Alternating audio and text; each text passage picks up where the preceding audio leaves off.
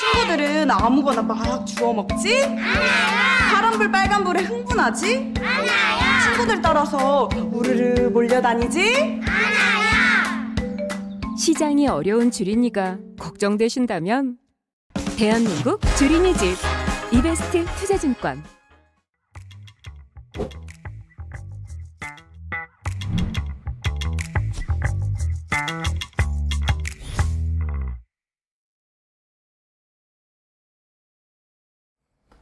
안녕하십니까. 네, 저는 해외 주식 영업팀 권중국입니다. 오늘도 해외 기업과 관련된 이야기를 나눠보려고 합니다. 오늘도 한 분 모시고 이야기 나눠볼 건데요. 오늘 모시게 된 분은 강하나 연구원님이십니다. 안녕하십니까. 안녕하세요. 오늘 이야기 나눠볼 기업이 사렙타 테라피틱스라는 기업인데, 이제 사실 저는 조금 생소하고 아마 저만 생소하실 것 같진 않은데 이 기업이 어떤 기업인지 좀 간략하게 소개 먼저 좀 해주시면 좋을 것 같아요.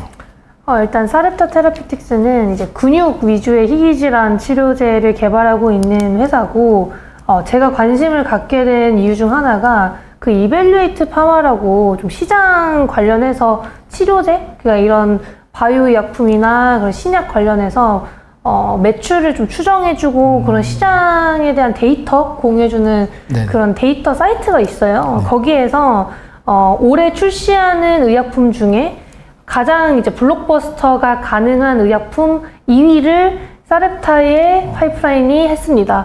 근데 이제 사실 1위가 레카네맙이거든요. 알츠하이머 치료제.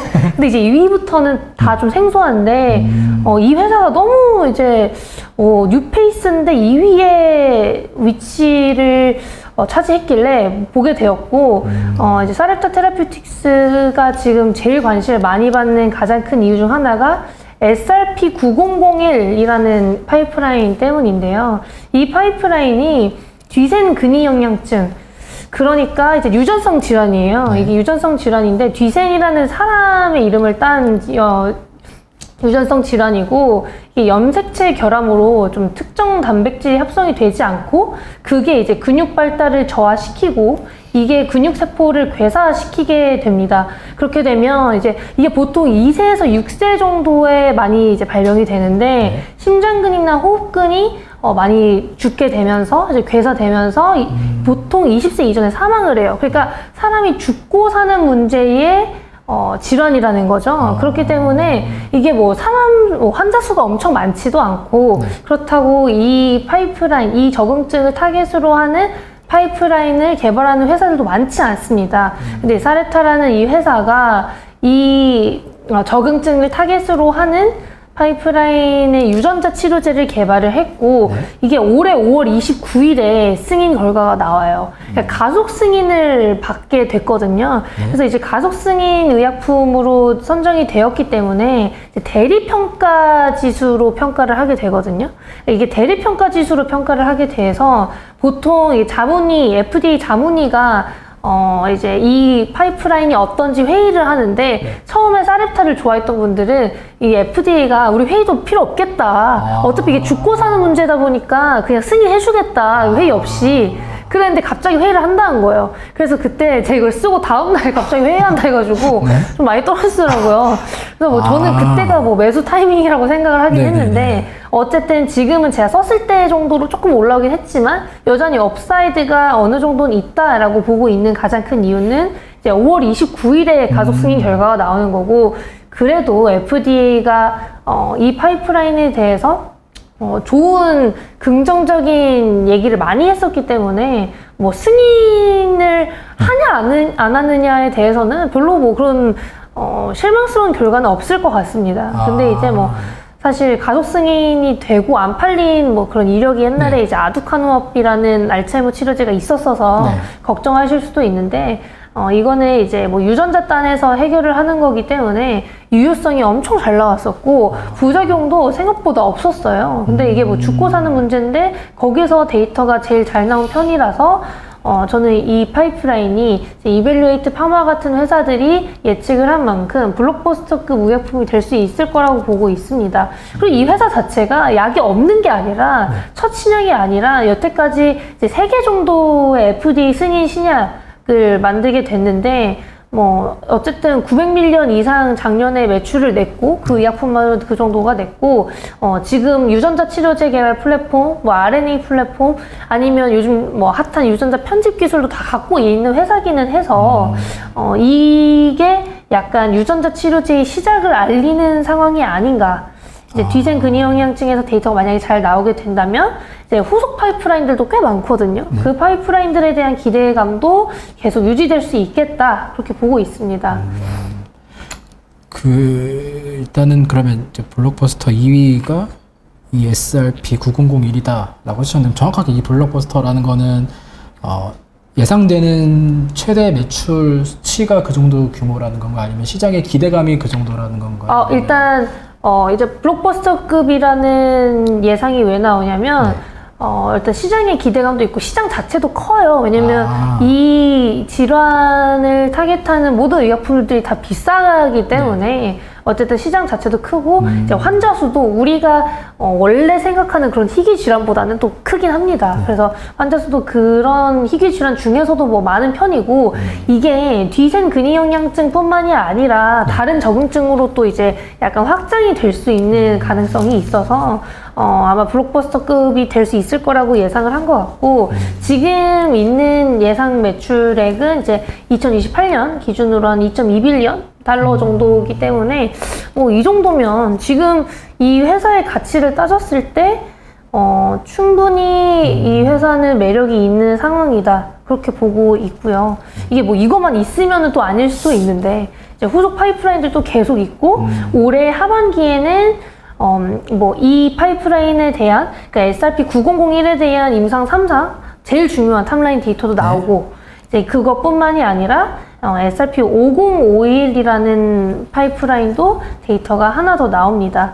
자, 어쨌든 이게 뭐 5051이든 9001이든 다 뭐 희귀 질환을 타겟하기는 하지만 어느 정도 이 회사의 가치를 평가할 수 있는 지표가 될 수 있고 둘 다 어쨌든 근육 희귀 질환을 타겟하는 거기 때문에 뭐 이 데이터들 올해 다 나오는 것도 어쨌든 올해가 중요한 한 해다라는 걸 보여주는 계기가 될 수 있을 거다 이렇게 말씀을 드리고 있습니다. 희귀 질환이라고 하면 아무래도 어쨌든 타겟이 되는 환자 숫자라고 하나요? 네네. 일반적인 신약보다는 그 대상자가 좀 적을 것 같은데 그 와중에서도 그래도 이 파이프라인 같은 경우에는 희귀 질환 중에서는 어쨌든 타겟되는 시장 규모도 꽤 크다. 그렇죠. 맞습니다. 희귀 질환 같은 경우 어쨌든 일반적인 신약보다는 수익률이라고 해야 되나요? 네. 그 부분도 어쨌든 좀 낮겠죠? 수익률이 조금 낮을 수는 있는데 일단 뭐 마진율 이런 걸로 생각하면은 마진은 더 남을 수도 있는 게 이렇게 희귀 질환 치료제를 가속 승인으로 받으면 일반적인 다른 치료제들보다 시간이 엄청 많이 주는 거거든요. 신약 개발 기간이 확 줄어버려요. 왜냐면 가속 승인을 받는 거니까. 신약 개발 기간도 줄고 비용도 상대적으로 덜 들어가게 됩니다. 그렇게 되면 이게 뭐 사실 중장기적으로는 무조건 이득인 거고 그렇기 때문에 많은 회사들이 가속 승인을 원하는 거고요. 근데 이렇게 좀 정말 제대로 된 치료제가 없는 경우에만 이렇게 가속 승인을 해주는 거기 때문에 최근에 또 희귀 질환을 위주로 하는 기업들도 좀 많아지고 있어요. 왜냐면 이게 약이 좀 제대로 된 약이 없는 분야에서 내가 약을 출시를 하게 되면 그런 시간적인 부분, 비용적인 부분에서도 조금 특혜가 약간은 있고 승인율도 더 높습니다. 승인율도 더 높고 이런 유전자 치료제 같은 경우에는 자기 플랫폼을 증명해 줄 수가 있잖아요. 그래서 좀 유의미한 상황이 아닌가 그렇게 보고 있습니다. 그러면 지금 5월 29일 가족 승인 결과가 예상이 되는 상황인데 그 시점 이미 앞서서 뭐 회의가 필요 없을 정도의 그런 상황에서 회의가 필요하다라는 이유만으로 주가가 움직였었다라고 하면 지금 어쨌든 결과는 기다려 봐야 되는 상황이 아니면 그냥 기정사실화라고 예상을 해야 되는 건가요? 사실 대체할 만한 약이 아예 없어요. 아예 없어서 이게 뭐 29일에 데이터 그 승인 여부가 나오는 게 뭐 저는 뭐 잘 나올 거라고 생각을 하고 있고 해외 애널리스트들도 다 뭐 걱정 말아라라고 다 얘기를 하고 있는 상황이기 때문에 이게 뭐 회의를 안 한다고 했다가 한다고 이게 문제가 된다기보다는 지금 바이든 정부 자체가 이런 유전자 치료제, 세포 치료제 같은 신규 기술에 대해서 조금 보수적이에요. 보수적이기 때문에 이런 회의는 그래도 해야 되는 거 아니냐 이런 식으로 저는 그 바뀐 거라고 보고 있고 뭐 한다고 해서 어쨌든 임상 데이터를 보여주면 끝이기 때문에 이게 엄청난 뭐 사망과 같은 부작용이 없는 이상 문제가 될 거는 아예 없다 이렇게 보시면 될 것 같습니다. 아직 결과가 아직 지금 시점에서 픽스가 된 건 아니지만 그럼에도 불구하고 가능성은 시장에서 높게 보고 있다. 그렇죠. 정리할 수 있을 것 같고요.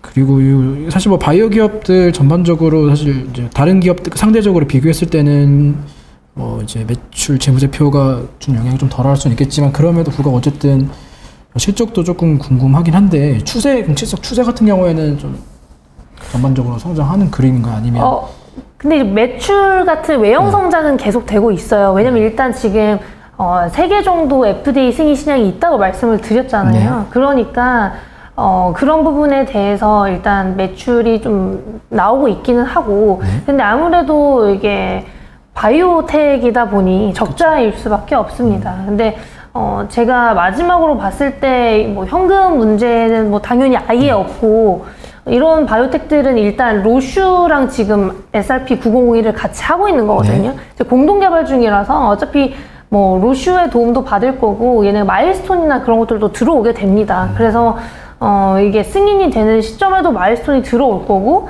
지금 당장은 적자지만 올해 그런 마일스톤이나 그런 만약에 이제 추가 기술 이전 계약이 있을 시에는 뭐 내년쯤에는 그래도 흑자 전환이 가능할 수도 있겠다. 아니면 적자폭이 많이 줄어서 내후년에는 가능할 거라고 보시는 분들이 좀 있습니다. 지금까지 봤을 때는 이제 매출은 꾸준히 늘어나고 있는 게 지금 숫자로 보이는데 사실 영업이익 순이익은 그렇지 못한 상황 속에서 빠르면 내후년 정도는 흑자 전환까지 기대를 빠르면 이제 내년? 조금 늦어도 내후년에는 흑자 전환은 거의 무조건 될 거라고 많이 보고 있어요. 이 파이프라인 때문에만으로도. 왜냐면 이제 SRP-9001이 일단 뭐 블록버스터가 될 거라고 예상을 하고 있다 보니까 뭐 승인이 될 거라는 가정 하에 이제 내년에는 그래도 빠르면 뭐 당연히 되는 거 아니냐 이렇게 보고 있고 뭐 이게 뭐 안 팔리더라도 어차피 출시가 되면은 마일스톤은 들어와요. 로슈한테서 들어오기 때문에 현금 문제는 당연히 없다. 그럼 궁금한 게 또 그러면 이런 지금 시장 예상치나 기대감들을 지금 주가가 어느 정도 반영이 되어 있다라고 봐야 될까? 아니면 아직 주가는 그럼에도 불구하고 아직도 반영이 되지 않았다라고 봐야 될까? 반영은 많이 되어 있죠. 왜냐면 이게 차트를 보시면 아시겠지만 계속 좀 작년부터 많이 오르고 있는 상황이고 사실 작년이나 뭐 올해 초까지만 해도 반영이 많이 안 되었었다고 생각을 했어요. 왜냐면 올해 초에 그런 이 파이프라인이 블록버스터급이 될 수 있을 거야 라는 언급이 나왔을 때도 아무도 관심 안 가졌거든요. 근데 어쨌든 FDA도 계속 우호적인 그런 모습을 보였었고 이 파이프라인이 생각보다 이제 유전자 치료제로서 어쨌든 유전자 치료제로서는 대리평가 지수, 그러니까 가속 승인을 위한 대리평가 지수로 승인을 받는 허가 신청 중인 최초의 유전자 치료제거든요.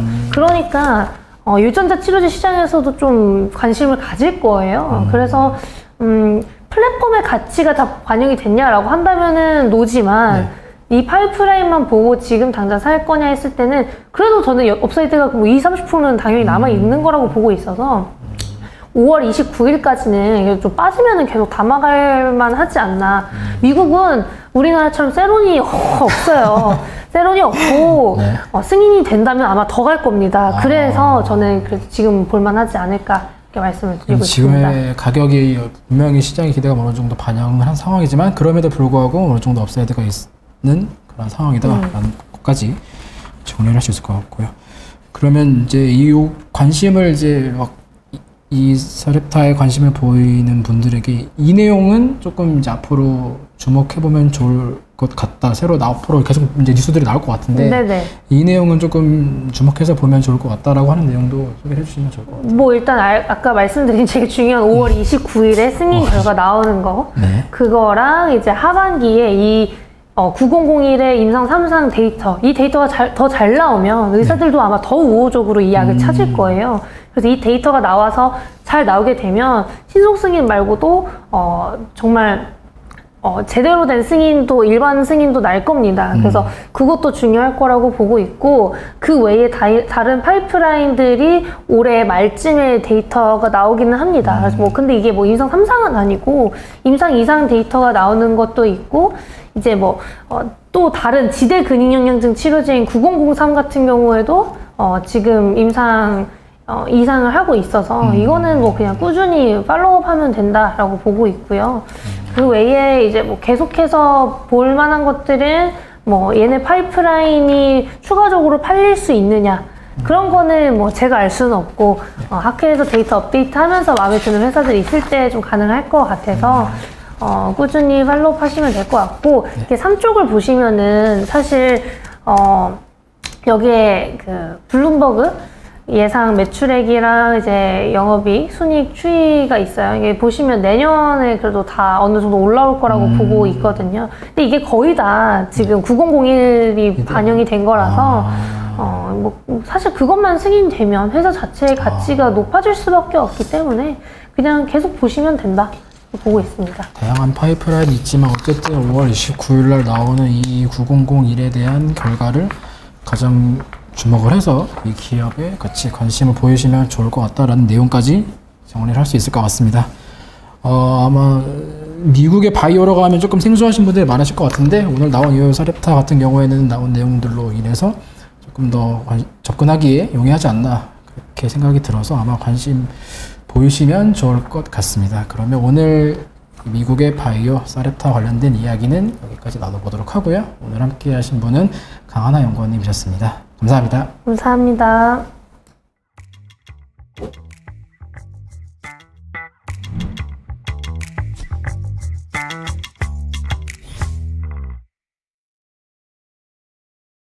친구들은 아무거나 막 주워 먹지? 파란불 빨간불에 흥분하지? 친구들 따라서 우르르 몰려다니지? 시장이 어려운 주린이가 걱정되신다면 대한민국 주린이집 이베스트 투자증권